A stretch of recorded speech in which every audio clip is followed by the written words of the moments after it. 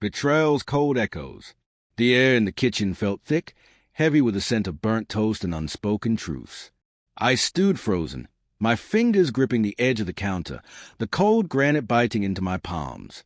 My wife, Lena, sat across from me, her eyes darting to the floor, her hands twisting the hem of her sweater.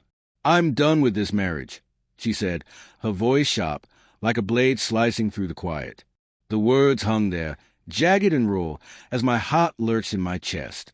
But it wasn't the declaration that gutted me. It was a text I'd seen on her phone 10 minutes earlier, glowing in the dark. "Meet me tonight." Don't tell him. The message wasn't meant for me. I'd only picked up a phone to check the time, my own dead in my pocket.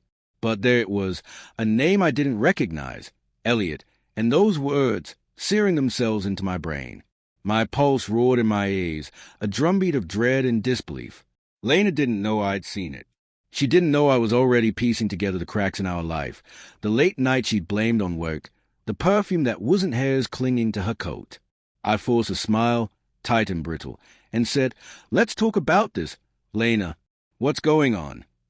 Inside, though, I was already planning what I wasn't sure yet. Revenge? Clarity? Or just a way to survive this? The kitchen clock ticked, each second a hammer against my skull.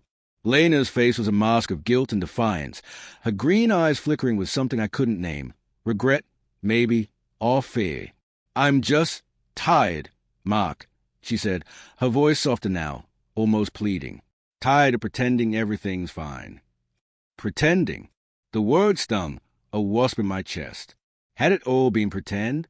The mornings we'd laughed over coffee, her head on my shoulder during late-night movies, the way she'd whispered, "I love you," just last week? My mind raced, replaying every moment, searching for the lies. I thought of the past few months. The signs were there, weren't they? Her phone always face down, the way she flinched when I touched her unexpectedly, the sudden work trips that left her hotel receipts crumpled in her purse. I'd rationalize it all. Stress, I told myself, or maybe I wasn't attentive enough. I'd bought her flowers last month, red roses, her favorite, and she'd smiled, but her eyes had stayed distant, like she was looking through me. Now, I saw it clearly. She'd been slipping away, and I'd been too blind, or too scared, to notice. "Let's not do this now," I said, my voice steady despite the storm in my chest. "We're both tired. Let's sleep on it." I needed time. Time to think, to dig, to understand how deep this betrayal ran. Lena nodded, her shoulders slumping, and stood to leave the room. As she passed, her hand brushed mine, and I fought the urge to pull away, to scream, to demand who Elliot was and why she was tearing us apart. Instead, I watched her disappear down the hall, her footsteps soft but heavy with secrets. That night, I couldn't sleep. The bedroom felt like a stranger's, the sheets cold despite her body next to mine. I stared at the ceiling, the shadows twisting like my thoughts. Was I enough? Had I failed her somehow? The questions gnawed at me, each one a fresh wound. But beneath the hurt, anger simmered, slow and molten. I didn't want to be the fool, the husband who begged while she walked away.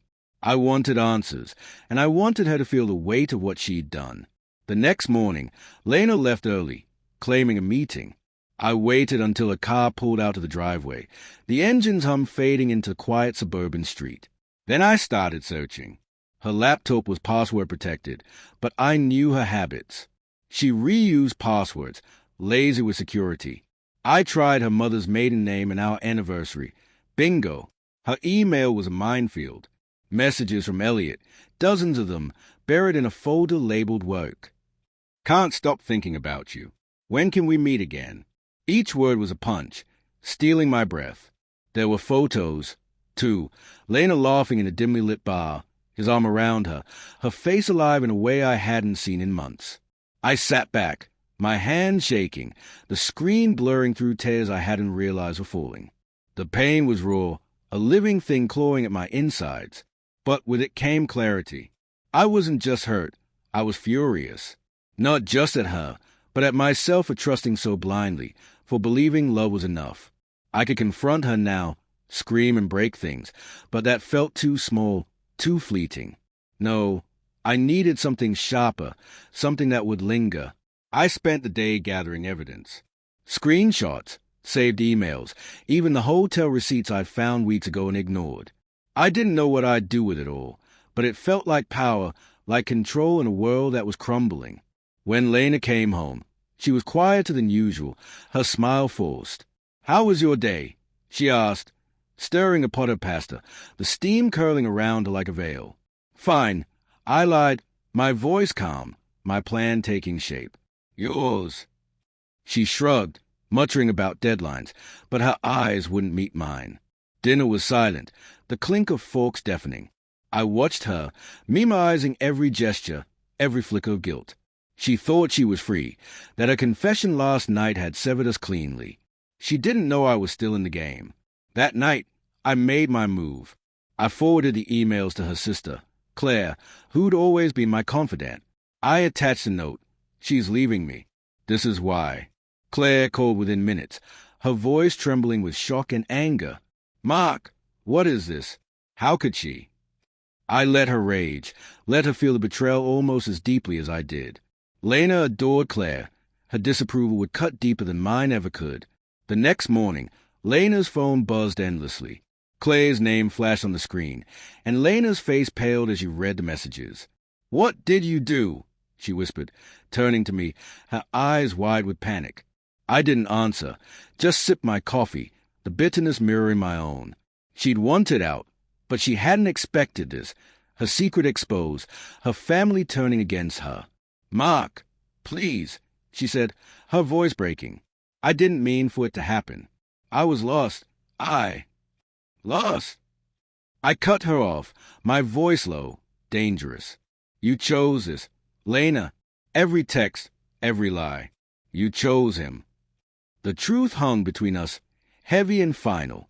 She crumpled, tears streaming down her face, but I felt no pity, only a cold, quiet satisfaction. I hadn't just exposed her, I'd taken back my dignity. As I walked out, leaving her sobbing in the kitchen, I realized the twist wasn't her betrayal. It was me. I'd always been the good guy, the one who forgave, who fixed things. But not this time. This time, I'd chosen myself. And as I stepped into the morning light, the weight of her lies lifted, replaced by something new, freedom.